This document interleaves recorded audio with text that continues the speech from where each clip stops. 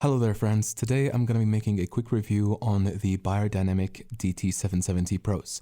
Now these are some really lovely closed back headphones that were originally made for studio usage, though people found out later that they're gorgeous for literally anything you can use a headphone for. Let's get to it. Let's start with build quality. Now, this might annoy some people, but I personally don't really find the build quality of the DT770s to be crazy good. I'm sure that they last for a while for some people, they've had them for decades, but personally, not the biggest fan.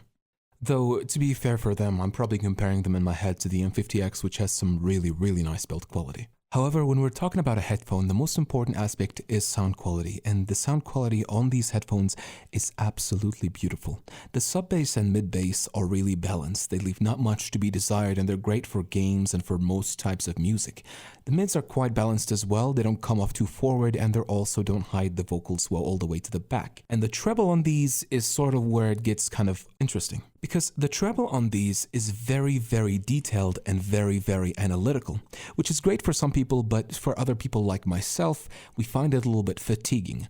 Now that's a subjective thing. However, I will say for most use cases, it is really comfortable and the sound is beautifully tailored for everything you can possibly think of. However, when it comes to comfort, almost nothing bad can be said about these headphones.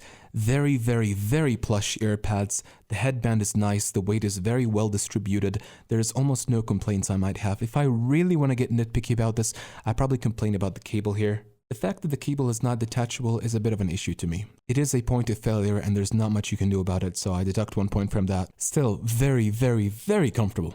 Now, in terms of how this fares against the competition, it's just a classic. This headphone has been made for decades before and will continue to exist decades after I'm gone, I'm very sure. Though there is one situation where if you want to get another headphone that's around the $150 price tag, I might not recommend these, would be if you're looking for something more portable and something a little bit more durable.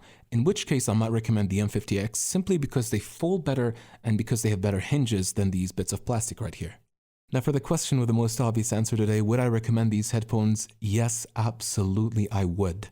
However, it is very important to point out these headphones right here are 250 ohms. What that means is that the unit I have with me requires a pretty good preamplifier to run, which means I can't simply plug it to my computer and expect to hear a good audio. However, this headphone does come with a 32 ohm and an 80 ohm variant. And the difference between those is the resistance. If you happen to plug these into a phone or a computer, maybe then get the 32 ohm version. If you have any kind of sound card or an audio interface or any kind of preamplifier, you can probably get away with using an 80 ohm, but you probably can't with a 250 ohm without a good amplifier. Well, I think that's all for today. I hope this video helped somebody make a good financial decision, and I hope you guys have a good night.